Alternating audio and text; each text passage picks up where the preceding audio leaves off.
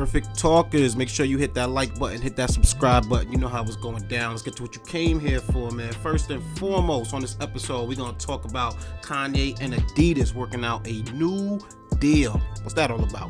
Also, we're going to talk about Vanessa Bryant settled her lawsuit with Los Angeles County. Also, we're going to talk about Michael B. Jordan ran into L'Oreal on the red carpet. They had a little awkward interaction. We get into all that. And we debate, is Ja Rule a top 50 rapper of all time? Let's find out. Perfect Talk Podcast. DJPLICCAPLAYBOY. What's good, Josh? Your man DJPLICCAPLAYBOY back with another episode of the Perfect Talk Podcast. And you know, I hate doing an episode without my guy. Girl, scream like I'm Keith. What's going on, Brethren? What it is. What it do. Happy March. Oh yeah, man. Doing the thing like Angela Bassett, man. That's all I'm trying to do. Yeah, word up. Yeah, you, man. Black History Month is over, so back on a normal grind. Ain't no more celebrating. It's time to get back to work. Hell yeah, man. Celebration season over. Yeah, that's it. Catch you next February. I got back in the gym though. I ain't gonna lie, man. February had me slacking. I was hibernating. I was cocaine bear. I was like, I'm back at it now, man. Cause I had your friend. I had a motivator. A fat person called me fat.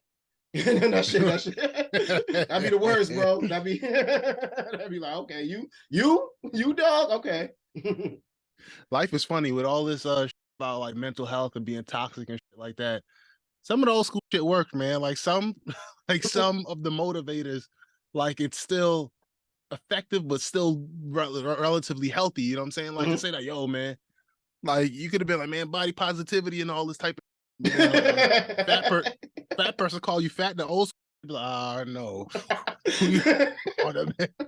doing aerobics and shit. Yo, that's sometimes you gotta, whatever motivation you got, son. Honestly, my motivation is nowadays. I just started going back on Facebook, and nowadays, people, especially women, like in between 35 to 45, like really getting in shape. Like it's like a renaissance or something like that. And I'm like, damn, man, I can't be. I don't mind being left behind, but not too far behind. I want to be like right there, like, all right, I don't want fat people calling me fat.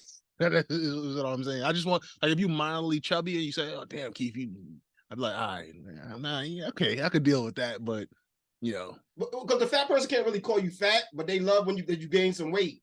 It's like it's their revenge. It's like, it's like, well, look who it is. Look who came strong in there. Look who's in the club. But anyway, somebody told me, right, and then when they said it twice, like just in case you ain't hear the first one. She said it louder, you know what I mean? I'm just like, okay, we'll see you in Planet Fitness tomorrow, mother. You know what I mean? You gotta find that motivation when you're hitting that 40 mark.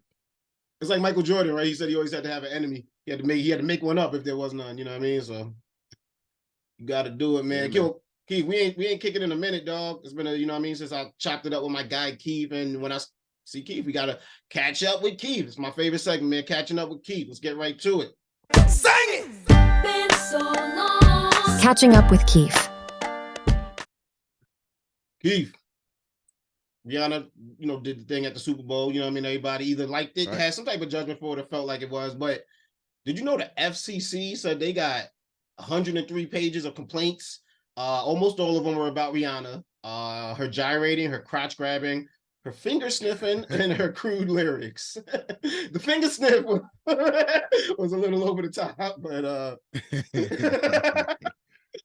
Rihanna, there was just all types of comments. People saying, on top of all this, four of the songs she chose to sing were about sex. This is supposed to be a family-friendly show. Another person said perpetual air humping and glorifying being a stripper isn't child-friendly for the Super Bowl. Somebody said she spread her ass cheek at the crack. She rubbed her pants with her labia word 3 times. I mean, they was counting. That one was wild. I think just since Janet Jackson, the complaint police, you know what I mean, they felt empowered because they got to win with that one. You know what I mean? And I don't know the facts, but I'm assuming every Super Bowl since that probably just has somebody like Nelly and Aerosmith probably had a complaint. You know what I'm saying? Like, right. Yeah, they're gonna find something to complain about, but like, I don't know. What do you think? It's just, what do you think? Like in terms of decency about Rihanna's show, I heard more people saying it was lackluster as opposed to vulgar. Now thinking about it, hearing the complaints, I didn't even think about that part of it. Mhm. When we spoke, I thought more about the wow, like the people ain't like moving around a lot. It's like Rihanna, more or less stationary, limited in like moving around the stage and the field and stuff, and then people dancing around it. But it was slow. It was more controlled and like slow pace. It wasn't like all out like that frenetic energy from J-Lo and Shakira. Like the people were shaking and dancing everywhere. You're like, yo, here go, there go there. And they butt cheeks is out and everything. But I don't know, maybe that was the distracting thing. Maybe Rihanna just being there and then doing all the gyrating and stuff made people feel away, like they could see all this stuff. Plus, she pregnant. You know, it draws visual. attention. Like it's not, yeah, like it's not that something's wrong with that in itself, but like the visual. I think that a lot of times when people can't compute shit, like it's like, you know what, something's wrong with this. It got to be that it's vulgar.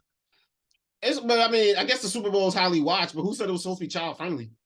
Like that's right. You know what I mean? And I watched it with my kid, and I didn't necessarily feel like, but she does. There was one part my daughter goes, "That's twerking." I'm like, what the hell is going on? What could I say? I was like, damn it, Riri. So it's just like, I feel as if like that's like validating that if there was a case there, that validates that case that like you know. Yeah. But I mean, I'm not in that camp. I'm not to write a letter to somebody because I complain about it. I just want to watch it or turn it off. Like my parents would walk in the room and Married with Children will be on, and they just grab the remote and just turn it off. Trying to watch a little Al Bundy in the 90s. I mean, looking back, that show's a fucked up show. I used to watch all kinds of shit, and I don't think my parents didn't watch a lot of the same shit for some reason, so they didn't recognize how. As long as there was no curses, and no shows had curses in it really, but looking at some of the content was crazy. Like Al constantly begrudgingly having sex with his wife. Like, oh, come on, is that time again? Like the concept was hilarious to me. I didn't compute it was sex, like real sex. Like I was just like, oh, he has to. I don't know what I thought, but I guess looking back in my mind, I'm like, it didn't compute to me as the birds and the bees. It was more so like, oh, there goes Al. He's talking about that sex word again. It's being funny, yeah. Even Kelly Bundy, like his teenage daughter, every time she walks in the room, she's being sexualized by the audience. It's like adult sounding audience going ooh and ah at his teenage daughter. Definitely a different time. Yep. Because ever since she was like a kid, the character might have been like 16 or 15 or 16 or some shit. That real actress might have been 16 or 17, maybe 18. Tops. Exactly. And then just because she had walked in with a mini skirt, yeah. But I'm in that zone now with my kid. I don't know what the hell she's watching. And then you just what I was talking to my therapist about this week with the mistake. I guess some parents did. Like I wasn't influenced by these shows, but my therapist was like, she didn't like Nickelodeon.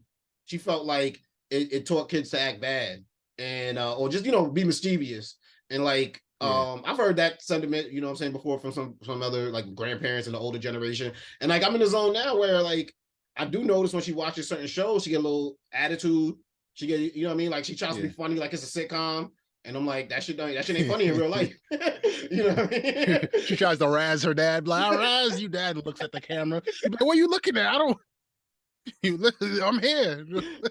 She waiting for the studio applause. You know what I'm saying? Like, I'm like, no. So like, I like literally, I'm like, just watch educational shit because I don't have time to filter through all this shit, or at least something I know got a good moral ending. Like, you know what I'm saying? Yeah. Like at the end, but there's mad shit out there where it's just kids acting bad all day, and then the episode just ends.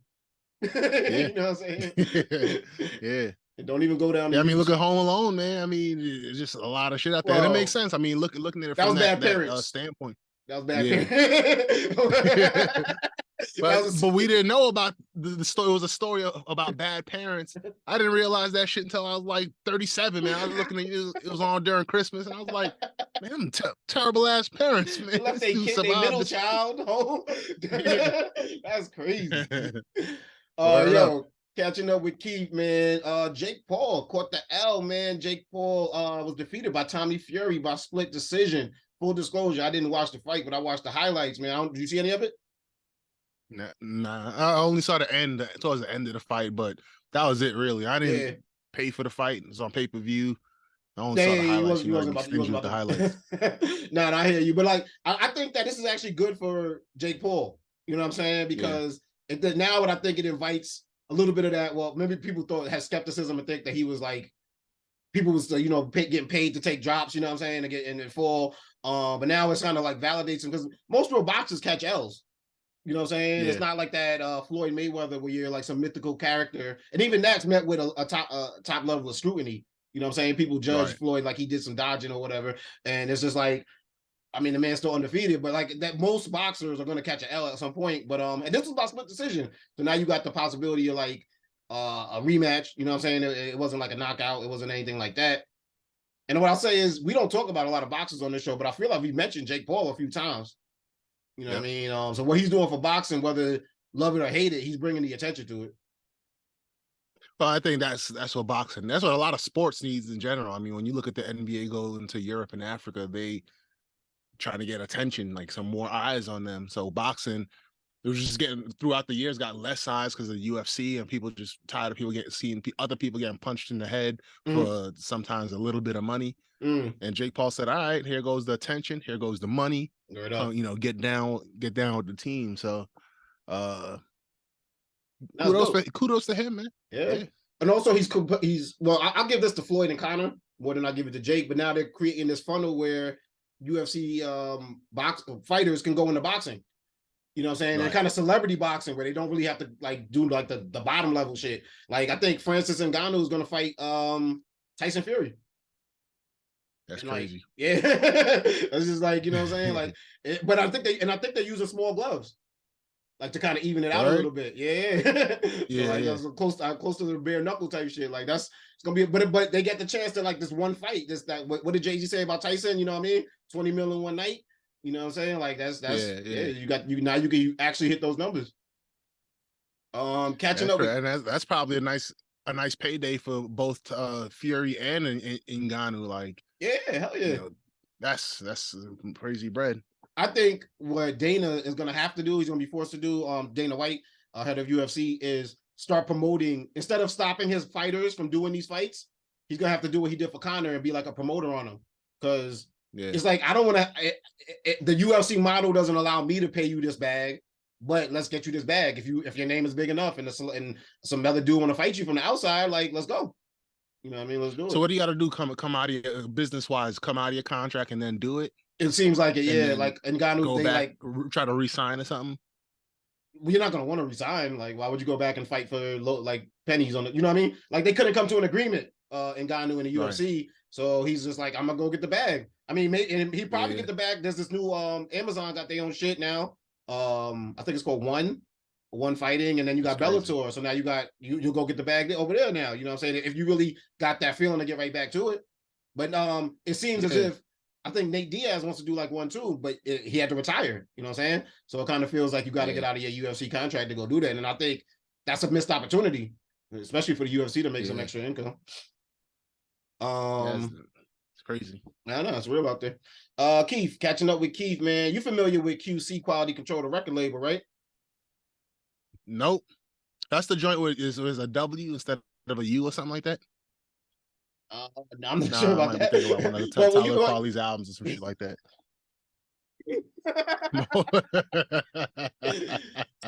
That's the joint with the boy with the hand. I don't know. That's the light-skinned dude sitting on his garage. Nah, QC, you know their music, dog. It's Migos, yo, little baby, City Girls. You know what I'm saying? Yeah, Quality Control. That's all from the same label. Yeah, they was doing they doing crazy. Big things out there. Coach C and well, the big thing that I was gonna bring up, did you hear? Because earlier in February, Scooter Braun bought it for $300 million. He has HYBE, America, paid over in the ballpark about $300 million to the owners of QC, and it was owned by Kevin, Coach K. Lee, and Pierre Thomas, and you know what I mean, they started over a decade ago. The thing is, they prided themselves on being black owned, so you know what happens when you sell, you know, for big numbers to, you know who Scooter Braun is, right? That's Justin Bieber's manager. He came up like that, and now he's buying up. Yeah, he represents Demi Lovato, Ariana Grande, all the big names, and he's buying up labels. You know what I'm saying? But you know how it is. What happens on Black Twitter when you sell? You know what I mean?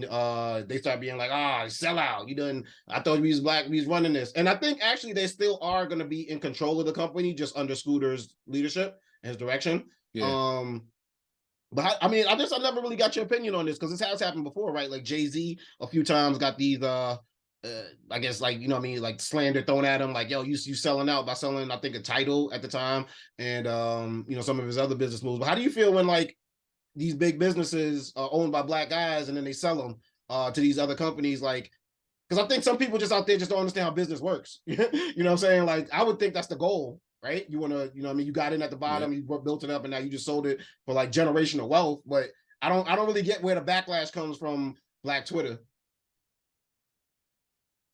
That's exactly it. I mean, not just black Twitter, but in general, when people say, "Oh man, it sucks that you sold this thing that had like certain roots in the culture because of the top leadership and the owners," and then those people sells it to somebody who's not, let's say, black or whatever the culture is.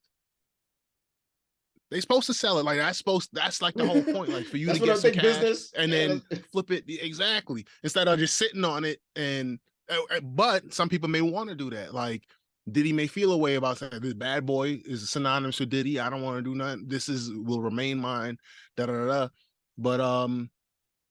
yeah, man. I mean, to some extent, when it comes to business and like economic stuff, you want people to sell out. I mean, that's what you're gonna do with your 401k. That's what you're gonna do with whatever. When any investment, that's what the point of the investment. Exactly. Exactly. And by the way, like a black-owned business, for it to even be considered for like purchase, it has to be pretty valuable, and you should be happy with that. Like those that tend to stay in the family, they're valuable, but in a different way. It's not that like meteoric rise type stuff where people are like, all right, we're gonna pay so many millions for it. It's rare, like when people are sitting on like a $50 million franchise and they're like, nope, we're not selling, we're keeping it in the family. Yeah, exactly. But a lot of times people's like, yo, look at Dr. Dre, look at all these people, man. They like, yo, the price, the value spiked. I'm selling that shit. I'm getting my cash. Oh yeah, you're right. With a lot of artists selling their masters and all their publishing and a lot of stuff like that. Yeah, you're right. Yeah, that's what it's about. Like, and I think it might be maybe a lack of financial literacy, or even just like I guess business acumen, where it's like you got these people who really don't know anything they're talking about. You know what I mean? And making these allegations against you on Twitter. But I guess you just can't pay attention to the noise. Like, you're 300 million going, you know what I mean? You can put that shit to your ear. Like, I can't hear you. You know, well, there's a couple things there. I mean, well, one, the Twitter, people who are like the leaders in Twitter, it might be like one fraction of 1% of the whole, let's say for black Twitter, black population. And they're not even representative of what the general black population looks like. It might be some black folks on the coast who they might have a job that allows them to take mad time out and surf social media. But most people, they can't, some people can't touch their phones at work generally because the supervisor works down the hall, shit like that. So there's that. They might be absolutely financially literate, but they just, that part of, like, to think of that is inconceivable if you've never been down with that. Like, I can't imagine what it's like to build something that's now worth 300 million or whatever the number is. And somebody saying, I'll pay you 300 million for that. Or in your head, you're like, yeah, I built this up. I did pretty good. This whole thing's probably worth 200. Somebody says, yo, I'll pay you 300, 400. You're like, when it comes down to it, it's like, yeah, this is my black owned thing. And then that person comes and you're like, this was the black owned thing, y'all. I'll still be in the office. To your point about black Twitter, you don't even got to be black. You know what I'm saying? Yeah. Like, it could be anybody. It could be a bot. You know what I'm saying? And not, but like, if you just built up a business worth 300 million, in your mind, you're like, I'll build another one. Like, what are you talking about? That's the goal. Yeah. So it's just like, I help build another one. I'll mentor the next cat. Now I have time on my hands. So exactly, but I'm gonna get the bag either way. Like, I'm still gonna keep getting the bag. Like, it's not stopping for me. Keith, we got to move on to one of my favorite segments, named after one of our friends, one of our homies, man. My guy Spec. This one's called "Respect on My Name," and that's when you tell me if you got a little bit of respect or speculation for a certain topic, man. Come on, respect. Let's go. Stop playing. These publications make lists. They make these rappers. They make lists of everything, right? Top rock songs, top R&B songs, top rappers of all times. I'm not even gonna say the publication that came out with this recent one because I think they do it with something subjective like music, because they know it's going to cause a debate. The artists are going to get mad at whatever number they got, and it's just going to have them. So I'm keep it anonymous, but basically Ja Rule had come out and was like, yo, y'all left me off a top 50 rap list of all time. Like, what's going on here? And I had to really stop and think. And I'm like, because I got a lot, I'm like, I got a homie, right? That he's white, and he'll talk, I'm a DJ, right? You know what I'm saying? He knows I do hip hop music. And he used to be like, yo, you heard this new thing from Trash Can Tommy? And I'm like, who? And he'd be like, no, you ain't no trash. He's like, he big, bro. And I'm like, I have no idea. He's like, what? You don't know about Trash Can Tommy? Because I don't listen to the type of rap he listens to. I listen to commercial rap. I listen to the shit that come off the radio, you know what I'm saying? That plays on our favorite playlist. And I have no shame about it. You know what I'm saying? I do love all types of music. Don't get it twisted. But when it comes to hip hop, I'm probably getting the more commercial stuff. And Ja Rule is a beast in the commercial music game. You know what I'm saying? And some of the artists, just to tell you, like the top 20, or just some artists that was, in some weird place. Like Jadakiss was number 46, Ludacris 39, DMX 21. Like, you got a rap list where Jadakiss is 46 out of 50. It loses validity with me. You know what I'm saying? Who wrote it? Like, what's the publication or whatever? I don't even want to shout him out, but I mean, Billboard, I think, did it. So, you know what I'm saying? It was like Billboard / Vibe. But basically, Ja Rule came out and was like, how y'all left me off the list? Like, what type of shit is that? He said, he tweeted, there ain't 50 rappers dead or alive or waiting to be born better than me. Icon vibes at Billboard. Congrats to everyone on the list, well deserved, but check my resume. I kind of got to agree. I kind of got respect. You know what I'm saying? I got a little speculation for that list. You know what I'm saying? But do you think Ja Rule? I mean, you met Ja Rule, full disclosure, right? I think you chopped it up with him. Sat down, ate dinner. I saw him after a talk. I shook his hand. I like the shit. He said, yeah.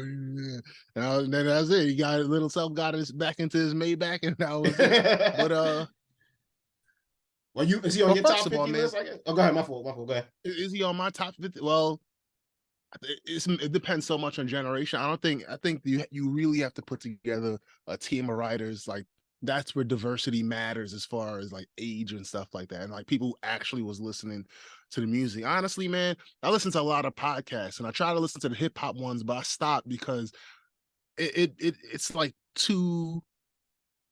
Shit gets too smart, man, and it's not. It's not fun anymore, right? Yeah, well, actually, yeah, it's not fun anymore. We're like, yeah, I mean, despite the misogyny and the man, I want the ignorance, baby. I want the shit talking.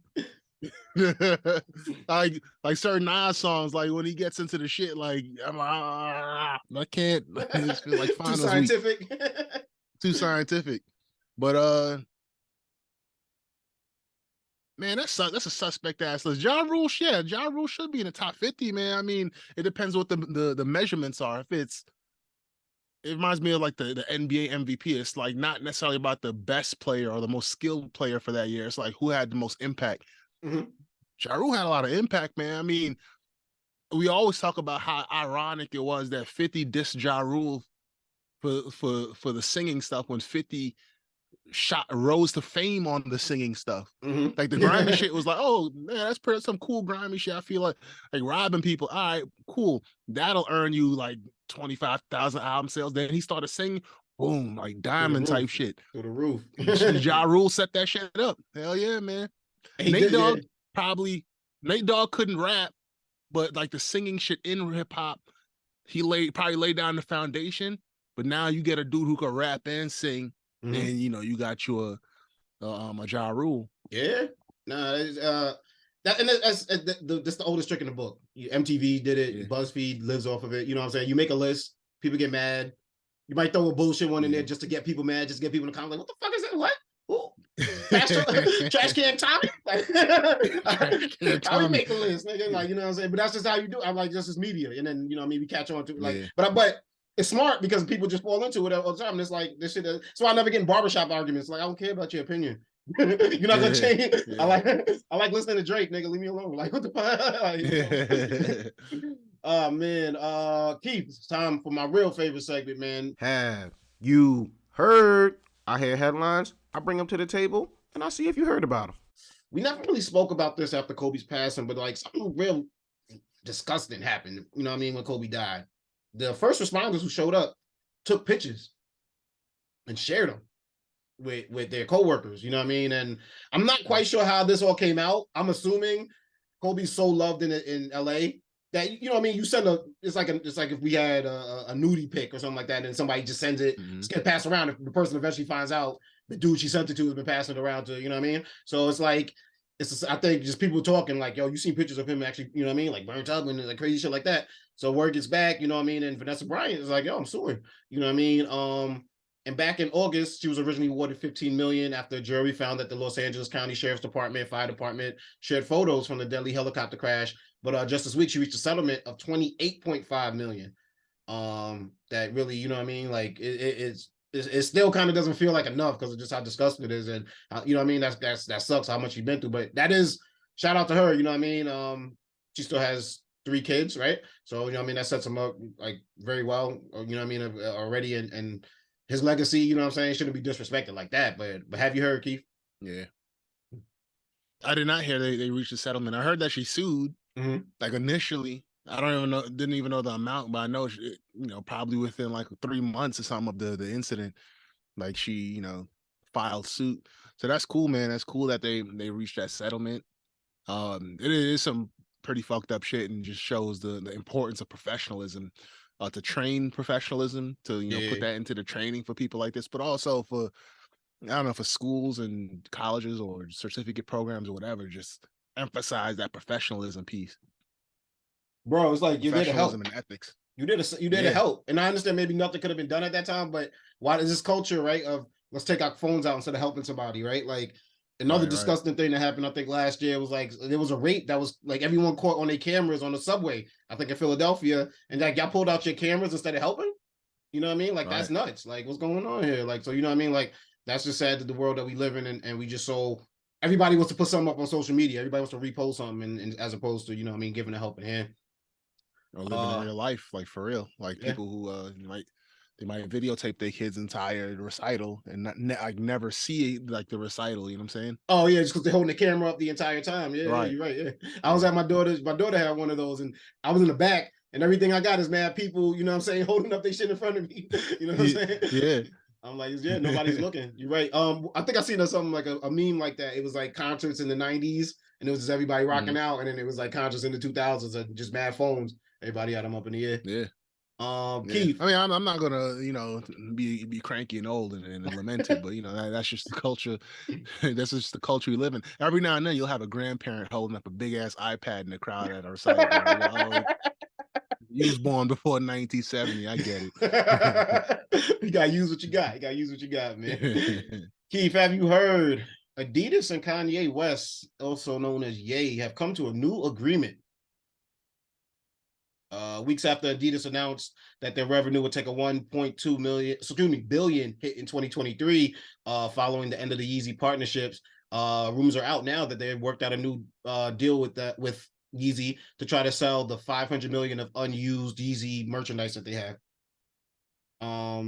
It's kind of reversing where they was at a few weeks, or what, I'll say months, but a few months ago, when Kanye went just nuts and was offending everybody, from Jews to just black people to just anybody that he could get his hands on, you know what I'm saying, and just went far. But apparently the Jew comments anti-Semitic comments that Kanye made were the straw that broke the camel's back for Adidas, because that's when they came out with their statement and said that they don't tolerate hate speech. I guess they do. Yeah. I guess they reverse their stance on that. But Keith, have you heard? Hell no, I ain't hear that. So they working together. Listen, man, when that bottom line take a hit, they start having some conversations. Like, I'm sure whoever is the top dog there said, how long can we like be good for? All right, we're gonna take an X amount of hit, but if we get back in there by May or Q2 2023 or whatever it is, we could do it. We could weather the first half of the year. And they probably calculated that. And they were like, yo, please, Kanye, just 6 months, don't say shit, just chill out. Word up. Pete Davidson and Kim are broken up. You don't gotta say shit about that. You won. The Jews, you made a settlement with the Jews. I don't know what happened there, but just don't say shit about them. Don't even look their direction. 6 months. 6 months passed. They said, "All right, let's make a deal to sell the rest of these Yeezys, man. What the hell?" Word up. Yeah, they Googled Kanye and it was like nothing came up. All right. They just talk about his wife. Okay, that's cool. Like fuck it. let's get back to it. And that's what you. Then watch, man. Don't speak too soon. See, is early March now? Imagine. I'll give it a week, man. You never know Kanye when he'll pop up and shit. Yeah, no, you really don't. Well, that's the thing when you get in a business with somebody that's volatile, but that bottom line talk. Some people really like Kanye. Yeah. Whatever, no matter what he does, people for some reason really like Kanye. It's hard, man. It's hard to deny it, man. Keith, we don't give many stock tips on here, but I always want to give you the major shout out. You the first person that ever got me involved in investing and stocks and things like that. And I guess if I have to give, the most obvious stock tip of all time, it'd be buy Apple, right? Because it's a great company, great, continuous growth. And we're not giving stock tips here, obviously. That's not what we do. But I was like, yo, buy some Apple stock because they coming out with this no prick blood glucose tracking monitor for the Apple Watches. I don't know anybody with diabetes, but I know a lot of people suffer from it. You know what I'm saying? And I know I've been around people that had to do it. Like I knew a dude who had something like attached to his side, like his ribs or something like that, and he would inject. I know the people that have to do the finger pricking and all that. This is now going to allow lasers. One of the Jonas Brothers or one of them dudes got do a commercial for, I can't remember what company it is, but the device, like it's on you and it could read your glucose or something like that. You put something like on it's it. An implant. Yeah. 100. Yeah, I seen that. That's and all that stuff is kind of invasive, right? Like I know I've heard that people don't enjoy pricking their finger and having to do stuff like that. Well, now somehow with lasers, your Apple Watch is gonna be able to just, be able to read. And they've been working on this for over a decade. You know what I'm saying? This shit is fire because it's like, I think it's a game changer. They've already socially got us used to Apple Watches. You know what I'm saying? They're socially acceptable. Everybody knows they benefits what they could do. And now it's like, well, let's corner the market. Let's get into this healthcare. You know what I'm saying? And you're seeing that, like Amazon's doing the same thing. Everybody's leaning into healthcare because the texture ain't popping right now. You know what I'm saying? So it's like it's a great move, and I think Apple's gonna continuously be a great company because of this. This is gonna be huge for them. Yeah, I mean, when you think about any company that makes anything, paper or whatever, Vaseline, they all want to keep the pulse of their customers. Now these two are literally trying to do that shit. Like healthcare is like the most intimate you could get with a client, a customer, or a group of people or whatever. That shit is crazy. That's pretty bugged out. If it works out, like that's pretty crazy. Like they got the EKG shit is pretty revolutionary. What was that? That's that check your heart rate, right? The EKG is like more or less like check like the rhythm of your heart, and if it's weird, or if it's too fast, or it's out of rhythm or something. Okay. I don't know if it gives like an alert or something like that, but you could read shit like that. Nah, this system uses a system that uses lasers to emit specific wavelengths of light into an area below the skin where there is interstitial fluid, probably pronounced that wrong, substances that leak out of capillaries that can be absorbed by glucose. Light is then reflected back to the sensor in a way that indicates the concentration of glucose. The algorithm then determines a person's glucose level. That's dope. That is dope, man. Shout out to Apple. Shout out to our listenership amongst the medical community being bumped up a little bit. Let's look at those stats. Look at Keith, those you know what I'm saying? You know what I'm saying? You gotta work the algorithm like an ETF. You know what I'm saying? Like I gotta throw as much as I can in here to get us some views. You know what I'm saying? But word up, man. Keith, have you heard? Michael B. Jordan has been having a big week. Creed 3 coming out. Full disclosure, never seen any of the Creed movies, but I don't watch a lot of movies. I make podcasts. I know. I bet you saw when it was Rocky though. You saw everything. You saw the first 2 Rockies when there was black people. I think the show will come on channel 11. I think the show will come on channel 5. You know what I'm saying? I wasn't making podcasts back then, man. But you probably looked at the first Rocky where he fucked Creed up, Apollo Creed up, but he's like, I don't. Well, whichever one he fucked. Don't he lose the first one? I was about to say it. I thought he lost the first one. But then they race at the end, right? So 2 is when they double knockout. When's a double knockout? I thought that was the first one. That was the first one? Yeah, I think so. I could be tripping, but I think so. Honestly, it's stuck in my memory because I'm not even thinking about the actual movie. I'm thinking about the Eddie Murphy joke when he has the Italian guy who just saw Rocky. And he's like, yeah, Sly Stallone, he comes out. and rocks this big fucking Mooley's jaw, like whatever the fuck he said. What is his name? Is what Adonis Creed is his name in the movie, right? Michael B. Jordan. Yeah, the character. Yeah, exactly. But shout out three of them, and he directed this one, so he's having a big week. He's actually Hollywood Walk of Fame also this week. You know what I mean? So shout out to him. Got a star. Yeah, that is dope. You know what I mean? But the thing, he was on the red carpet for Creed, and he ran into a rapper slash podcaster slash radio host L'Oreal. And I'm a huge fan of L'Oreal. I listen to Beauty and the Beast. I listen to Bully and the Beast. I listen to her whenever she's on Lip Service, you know what I'm saying? And then some, you know what I mean, just a lot of stuff she does. And even from back in the day when she was on Love and Hip Hop. So like it's come out that, you know what I mean, she was on a podcast. She had in a conversation where one of the people, not L'Oreal, said, Michael B. Jordan's corny, but they didn't say it as like a diss way. They was just like, he's a corny, nice guy, but kind of almost complimentary. Like, you know what I'm saying? Like, he's a nice guy to date. He ain't no thug. He ain't trying to do nothing crazy, yada, yada, yada. And then L'Oreal says, we used to make fun of him back in the day because of his name. His name was Michael Jordan. And then he'd walk around with his headshots. And he was like, what you going to do? And then she was like, look at him now. You motherfucking, you know what I'm saying? And Black Panther, you know what I'm saying? Creed money. So when she ran into him, Michael B. Jordan kind of gave her the people's what was it? The people's what was the people's elbow? Oh, the people's eyebrow. Yeah, all right. Yeah, I was like, am I fucking it up? He elbowed on right on the red carpet. You went from the top rope. Gave me the people's eyebrow, man. It was giving just a weird look at her. And she was like, you know what I mean? Shout out Michael B. Jordan. We went to school together, as you know. She said we go all the way back to Chad Science in Newark. And he points behind me. He's like, oh yeah, the corny kid, right? And then she just starts giving like awkward laughter. She's like, I did not say that, misquoted for sure. And he goes, I heard it. It's all good. What's up? And like he definitely, you know what I mean, had his like look at me now moment. You know what I'm saying? Yeah. Like, and I don't know if he remembered her from all the way back in the day, but he definitely sounded like he remembered her from that podcast. You know what I'm saying? It even came out that one of the other girls that were on the podcast with it was like, L'Oreal didn't say that. I said that. I have heard, stuff with L'Oreal talking about she went to school with Michael B. Jordan, and she never really came across like, how could she come, like, you know what I'm saying? He's big now.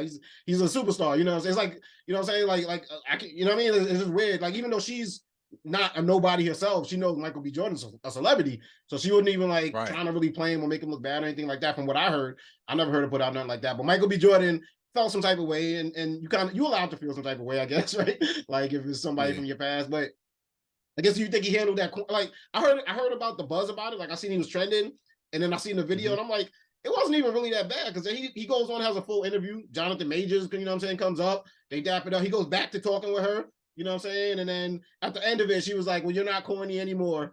And you know what I mean, like, and he makes like a face or whatever. But it's just like, I don't know. I thought I didn't think he was a dick about it, but he caught some backlash from people online saying he was corny for that and yada yada yada. He was being unprofessional. I don't know. Have you heard? I did hear about the initial joint, and I played it mad times, and the reason is because all the headlines or the captions or whatever make it sound crazy. Like, yo, Michael B. Jordan flames this lady because she called him a whack ass bitch in high school. And then you look, and it was to your point, like it was a quick thing. I was like, oh, you mean when I was corny back in the day? Oh, okay. And then he keeps going with the interview, but you could easily miss it because what you're looking for is something crazy like, yeah, bitch, look at me. You see me. You dissed me back in the day. Okay, corny. All right. And then kept it moving. Yeah. And I was confused about why it was such a big deal. Yeah, like he made it feel uncomfortable because he was probably uncomfortable. He's like, yo, look at the moment I'm in, and y'all talking about corny and all this shit. Honestly, he mad busy. I doubt he listened to that whole, like all the context and shit you laid out. Somebody probably told him. Somebody probably was like, "Yo, you know L'Oreal? She called you corny or some shit like that." That's and then you just run. You're like, "Fuck yeah!" I mean, fuck that. I'm whatever. Like, but obviously he felt some type of way. He remembered it, but you know what I'm saying. To your point, when I'm thinking he got to come at it with the Airy Spears, Corey Holcomb, you know what I'm saying, flow. Like he's just like, I make a little comment and keep it moving. Like, you know what I'm saying. And to your point, I was like I said, I seen the headlines first. So I'm like, what's going on here? But shout out to Michael B. You know what I'm saying. And then people calling him corny. I think he's just an easy target. Joe Budden went hard on him. Yeah. And I'm like, and then I've also like Charlamagne try to be like he's corny because he date white girls. And that's just like a sentiment I think that people are running with heavy, you know what I'm saying? And it's just like, because it makes you an easy target. Like, didn't Lawrence from Insecure, I think he married a white woman, everybody's trying to flame him. It's like, what I don't like about that is it's like, and I'm all for the Black love movement. You know what I mean? Obviously, I've dated outside my race. I got a half Colombian daughter, half Black, half Colombian, you know what I'm saying? Like, but it's like, I'm like I said, I'm more for like the Black love movement, but now it's like, I think the Dr. Umars of it have turned into like, if you're not 100% living that on your day-to-day, then you're against it. And now you must be the enemy. Right. And now it's easy to make like a Lawrence or a Michael B. Jordan, you know what I'm saying? Like the enemy. And then it's like, it's an easy thing to just run with, you know what I'm saying? And to me, I never cared I don't care if who you go to bed with. The same way, like, I don't care if I'm, you know what I mean? Like, I just don't care. I care about who I mess with, who I go to bed with. You know what I'm saying? What the next person do ain't my business, because it's real easy to go from, I don't like you because you sleep with white women, to being like, I don't like you because you're a man who sleep with men. You know what I'm saying? It's real easy to, like, to me, that's like the same thing. It's being discriminatory one way or the other. You know what I'm saying? And it's just like, I don't know. I feel like he falls into that easy target range. I think people, you would think that imagine the internet didn't exist, but people explained to you what the internet was going to be. But, oh, there's going to be mad ideas just floating around. We're going to hear all types of sides of stories and stuff like that. But what the modern social media setup is, like, you could only think one of two things, right? Like, there's two sides to a thing, and you're either on the one side or you're on the other. Like, there's no straddling the line, there's no complexity to it. It's one or the other. So it's like, all right, you for Black people or you against Black people? Here goes the list of things that you got to be for one or the other. So if you have a white partner and you're Black and you have a white partner, automatically you're on this side. If you're white and you have a Black partner, also you're on the not Black side.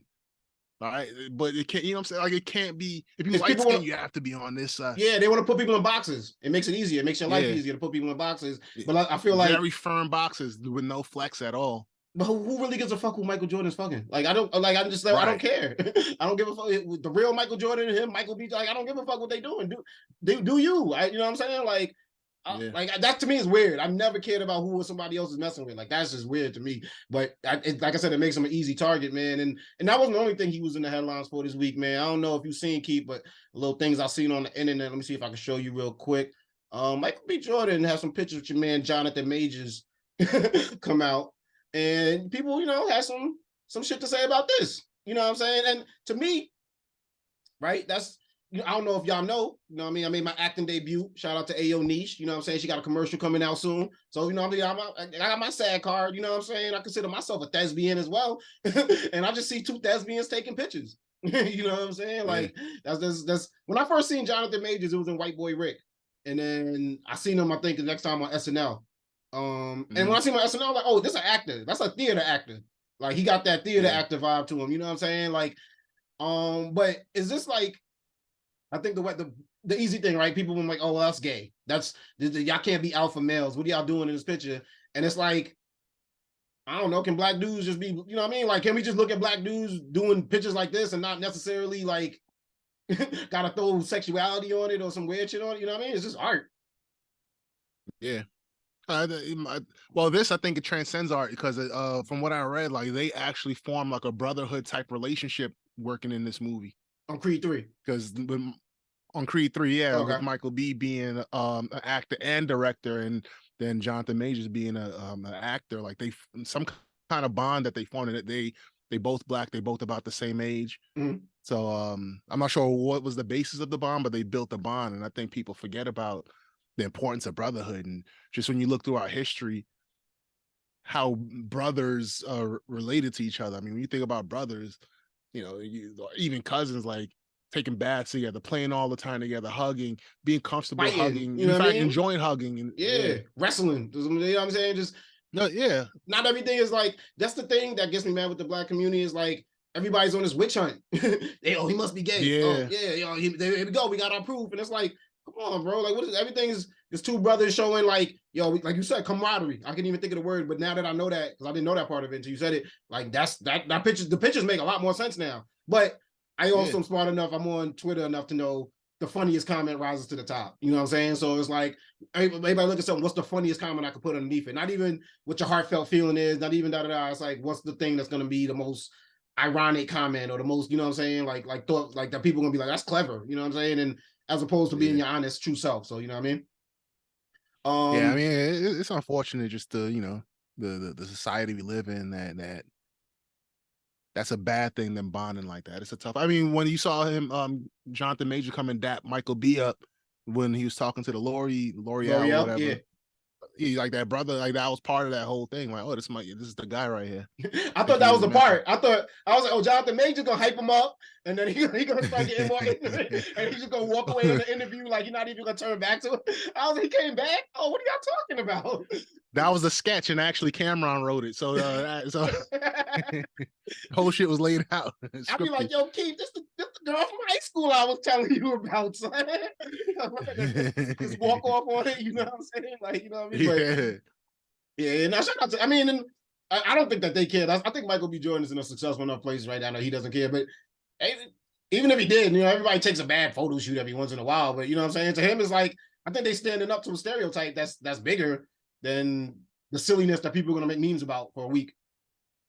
Yeah, I wonder if they even care, if they thought about it that much, or they're just like, oh, this is my guy. We both guys, we're taking photos together. Let's feel the area. Like good photographers, when you're in them studios, like they try to get you into your element. Maybe they got into the element, and that's what came out, like that true brotherhood that's not just mental, it's not just emotional, it's also physical. And all those things work together to create that bond, and they'll probably be bonded for the rest of their lives and careers in one way or the other. Not 100%, man. Keith, that's another episode in the books, man. Man, we got a great bond, man. We banging these episodes out. We on our way to episode 200. You know what I'm saying? We on our way there. You know, I'm full speed ahead. And it's a pleasure doing an episode with you. Thank you for coming through. Every episode. Excuse me. Where can my people find you at on social media, Keith?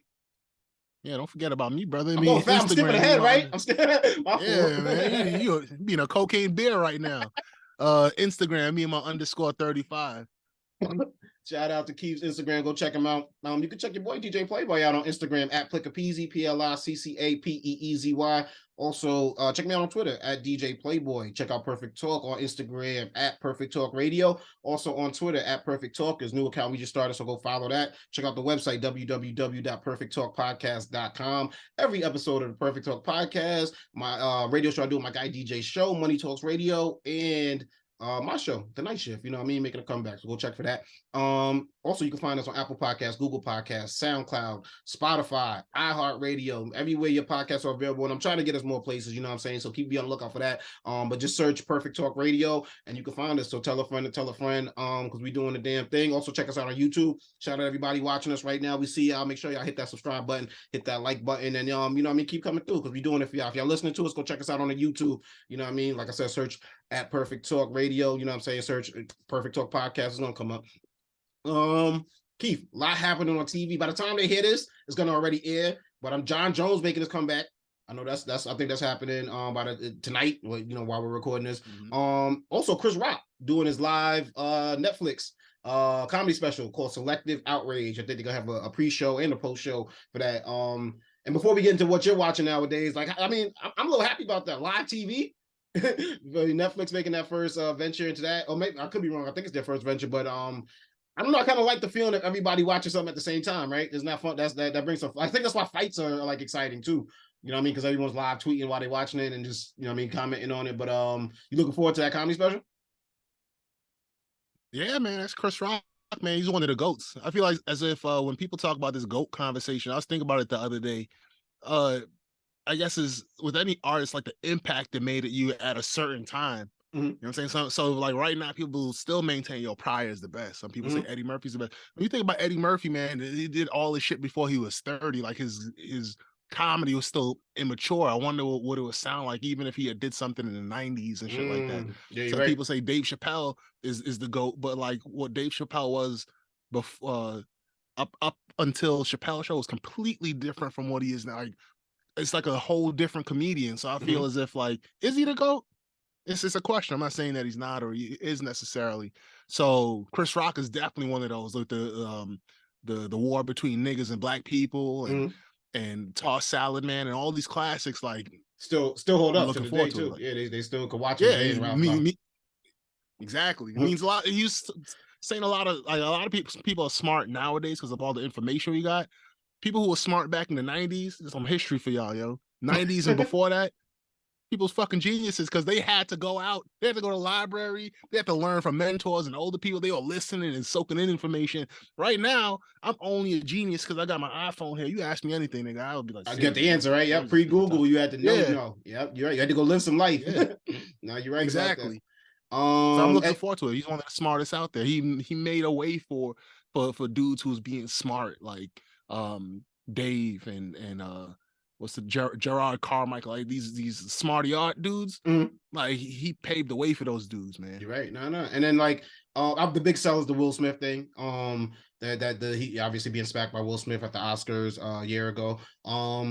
Everybody wants to hear his comments on that. And I'm glad that anyone who's seen him on tour with Kevin Hart hasn't ruined the jokes yet for me. Like I haven't heard anybody come out and just say certain shit. So it's like I'm coming in it like with fresh ears. So I'm looking forward to it. It's gonna be dope. But Keith, what you watching nowadays, bro? Oh, also shout out to John Jones, man. There's been a while since he's been back in the octagon. So, I said by the time y'all hear this, we already gonna see it. But shout out to John Jones, man. It's always that road back, and hopefully he can stay clean and stay, as a top athlete.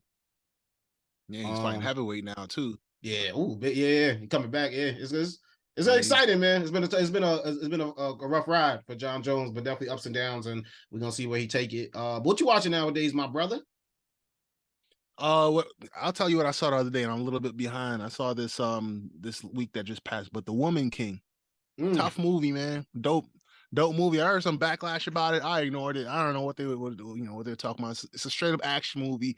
It's about some tribe who's trying to. A lot of time back then, in the 1800s, tribes would sometimes sell Africans and from other tribes into the slave trade. They're like, is that what the backlash was about? Was the backlash about that or? I'm not. I'll tell you. I really didn't listen. It might have been something about it's another slave movie or something. I can't remember exactly what the backlash was. It had to something to do with slavery. Gotcha. Okay, now that's because I thought I heard the same thing. Okay, but go ahead. My fault. I didn't mean to cut you off. Yeah. Dope movie. The mad late on it. That dude John Boyega, the British dude. He did his thing there, and of course Viola Davis is out there. One thing I say about Viola Davis. She's really good, man. Sometimes she be acting people under the fucking table. Up name pronunciations too, nigga. It happens to the best of us. You know what I mean? Finally, she ain't no instrument. Finally, she ain't no instrument. Nigga. 8 years. I've been waiting. Yeah, man. You gonna fuck up a black name? But Viola Davis, man, I would like to see her in a comedy, man. Just because, man, she's intense. Her acting's intense. You be into the shit, grabbing your chair and shit like that. It reminds me of like if you ever played recreational basketball with some dude who used to play D1 or D2 ball, but tore his ACL or some shit, but still comes to the YMCA, comes and plays, taking shit seriously, running plays and shit like that. Like that's what it feels like, man. No matter what role she in, man, she goes hard, man. Yeah. All the training, all that shit. So I never seen How to Get Away with Murder, but in the DC movies, she's like the. You know what Nick Fury, like what Samuel L. Jackson is? She is Nick Fury. Yeah. Okay. So she took his whole shit, etched the name out, put Viola on top, and drop movies nonstop. I be liking the DC movies. That's only I like. She be mad intense in them shits. I be like, yo, fuck with her. If she does a comedy, son, that shit would be fascinating because I know she would be committed, but I want to know what that would look like in a funny movie. Word up. Oh, we didn't shout her out too. She got the EGOT at the Grammys. Oh, that's right. She got a Grammy for her book. Yeah. And I want to check out the book. I heard the book was dope too. So yeah, definitely Keith's pick is The Woman King. Go check that out, man. Like I said, always a pleasure doing an episode with you, brother. Say goodbye to the people. Peace.